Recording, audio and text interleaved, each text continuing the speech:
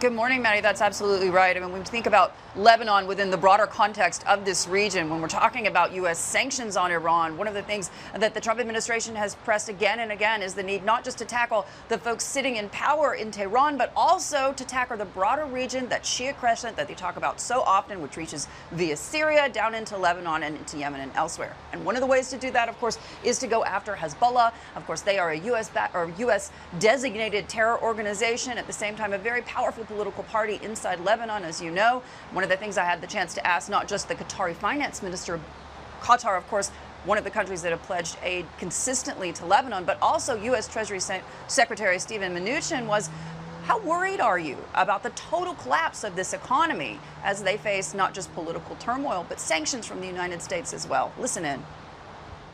Most of our economical activities, even in the region, we've done it during the very difficult time with those countries going through a very difficult economical situation. So Lebanon will not be different. So we will look at Lebanon as a very important country in the region.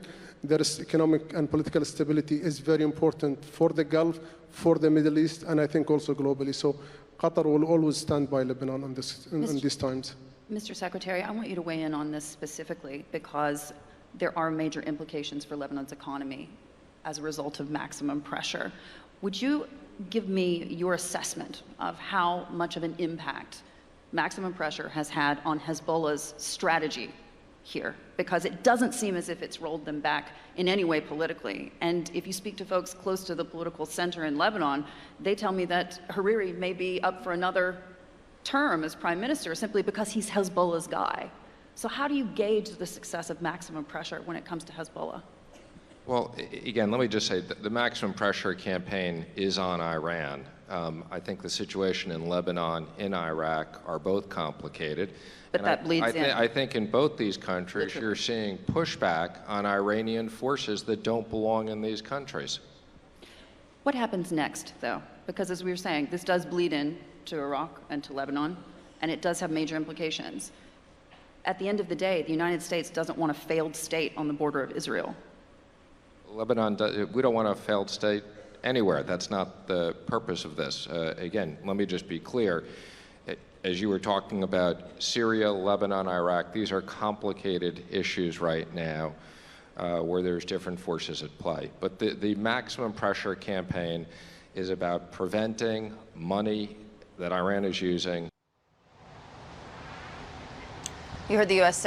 Secretary of the Treasury there, Steven Mnuchin, pushing back on me, essentially, there, because I was pushing him to see, we're talking about protests in Lebanon, which is not just, stalled things politically, but economically as well. For over a month now, it's been a month and 2 weeks plus of these ongoing protests across the country. Now they've turned violent once again, and a lot of the questions surrounding all of this are, can they get the economy back on track at a time of such political fracas? And one of the things that we've heard again and again from various members of the Trump administration is that they want to tackle not just Tehran, which they say has been conducting malign behavior across the region for decades, but they also want to tackle their proxies. And one of the proxies, of course, that they've been targeting, Hezbollah. The Treasury Secretary saying again and again there, this is sanctions that are targeting Tehran specifically, but as we very well know, you can't really have one part of this without having that sort of bleeding into the rest of the region. So something to continue to watch. I also want to mention that in spite of the fact that Qatar has pledged support again and again to Lebanon, as has Saudi Arabia, we're still not getting an actual number from the Qataris. I asked the finance minister several times, can you give me an actual number of how much you've given so far in terms of aid and donation aid and how much you're pledging to go forward? And he just really wouldn't give me a number on that, which does signal to me that at least in terms of the Gulf governments, they are taking a step back to really reassess exactly where that money would go and what that money would actually accomplish at a time when you don't have really a government that can do much of anything. Right, and of course linked with Lebanon is Iran. We've also had a wave of unrest there as the country's economy continues to falter. This, of course, going back for some weeks, of course, with the strikes that we've seen. That's also something you've been talking about at the Doha Forum as well, right? Absolutely. And I mean, one of the things that everybody's talking about with regards to Lebanon is the economic implications for continued unrest, and the fact that, Hariri has said again and again that he would be willing to be part of a technocrat government that would really be able to address specifically, less political but more technocrat, that would be able to address the economic ills of that country. But whether or not he'll get the support to do that is anybody's guess. Although at the moment it seems as if Hezbollah, being a major force in that country, has signed off on Saad Hariri for another term. So we'll just have to wait and watch to see what this new government's going to actually look like. I think Iran is not only facing its worst political unrest in its 40-year history, but it's also on the verge of a financial crisis if it's not already arrived there. When you look at their very minimal access to foreign exchange reserves, their oil sector has completely collapsed. They have a big trade deficit. Their currency is down by a big number. These are all on the sort of the economic dashboard of Iran, all very negative. So when Secretary Pompeo put in place a new Iran strategy after the president left the Iran nuclear deal, he said that the supreme leader faces a choice. He can either come to the table and negotiate with the United States, or he can watch his economy collapse. And he has chosen to manage economic collapse, and he's managing it quite badly. In terms of a timetable, how long do you think that the Iranians actually have before it is total collapse? Well, they're probably at negative 12% GDP. Even the IMF, which we think its estimate is too conservative, has them at 9% GDP. We think it's closer to negative 12. This is the biggest economic contraction they've had in 30 or 40 years.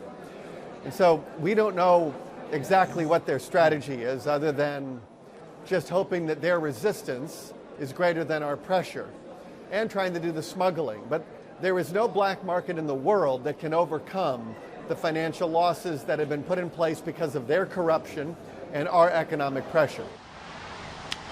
That was Brian Hook, of course, the U.S. Special Representative of Iran, and he was essentially saying there, economic collapse in terms of Lebanon is something that they are looking at very, very closely. But not only Lebanon's economic collapse, but also the collapse, of course, of the Iranian economy. He said that GDP there was negative 12 at this point, that they believe that the thousands of folks who came into the streets to protest over the last couple of weeks were dealt with very brutally. And they, seeming to suggest, although no one will ever come right out and say it, as you very well know, Matt, that regime change could potentially be the end goal of all of these sanctions, because the United States has said again and again they want to deal with a government that actually speaks for the people of Iran.